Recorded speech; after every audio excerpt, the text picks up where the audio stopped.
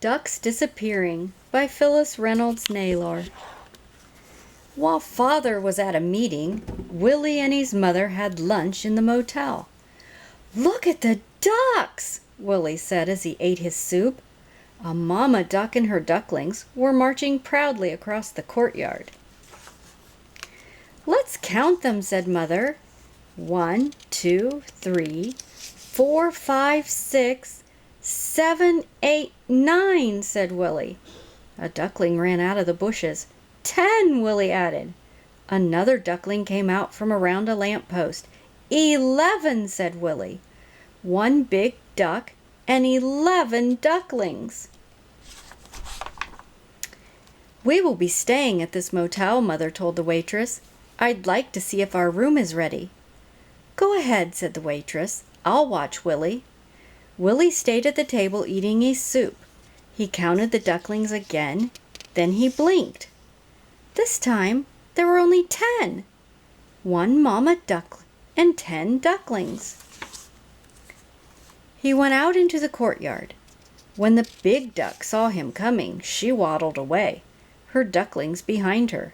Willie counted once more. Only 10 ducklings. He looked in the bushes. He looked behind the lamppost, but he could not find the other duckling. He remembered when his goldfish back home in the pond were disappearing one by one. A raccoon had been eating them. He went back inside. "Excuse me," he said to the waitress. "Did you know there are ducks in your courtyard?" "Yes, someone saw them at breakfast," the waitress told him. "One mother duck and 11 ducklings."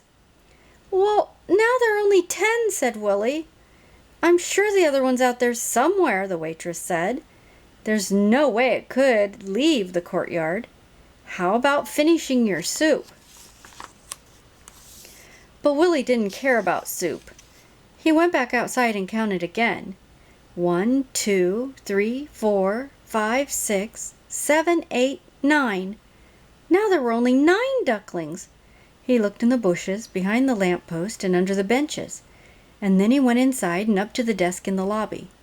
Mother was talking to a woman in a gray jacket with her name on her pocket. "Excuse me," Willie said to the woman in the gray jacket. "I saw a duck with 11 ducklings in the courtyard, and now there are only 9. "Those are wild ducks," said the woman. "They don't belong to us." "Our room will be ready soon, Willie," his mother said. "I'm getting the key." But Willie didn't care about the room. He went back out to the courtyard.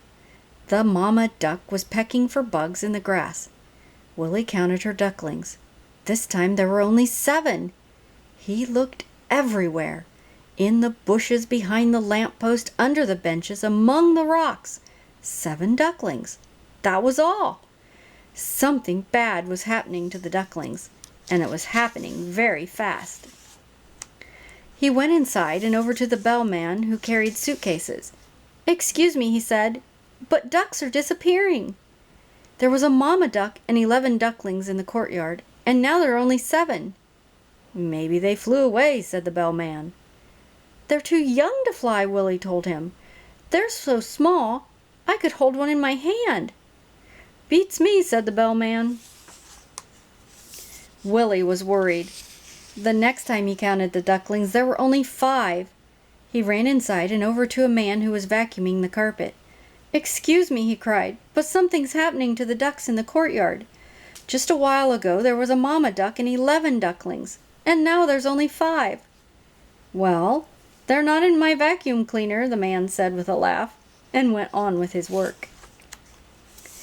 When Willie went outside and checked again, there were only 3 ducklings. He was very upset. The mama duck was upset as well. She was quacking loudly and walking around in circles. The 3 ducklings were following behind her, walking in circles too. And then, as Willie watched, whoosh, one of the ducklings disappeared. Willie leaned over. There was a storm drain in the grass with a big metal lid on top. The holes in the lid were too small for the mama duck to fall through, but large enough for her ducklings. Willie got down on his hands and knees.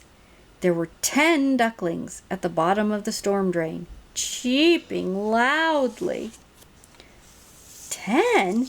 He counted again. 10 ducklings down in the hole and 2 on the grass made 12 ducklings. 1 duckling must have been in the storm drain a very long time. Willie threw back his head and yelled as loudly as he could, "Help! Stop what you're doing and help these ducks!" A man who was cleaning the swimming pool hurried over. The waitress came out, as well as the bellman and the man who was vacuuming the carpet, and the woman in the gray jacket with her name on the pocket. Willie's mother came too. Everyone looked down into the storm drain where Willie was pointing. "Those ducks don't belong to us," said the woman in the gray jacket. "They're wild ducks. They don't even belong in the zoo," said the man who'd been cleaning the pool. "They don't even belong to the state," said the waitress. "I think they came down from Michigan." "Well, I think they belong to all of us," said Willie. Everyone looked at Willie.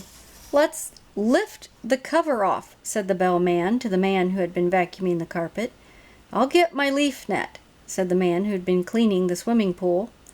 Soon the mama duck and 12 yellow ducklings were marching proudly around the courtyard again once more.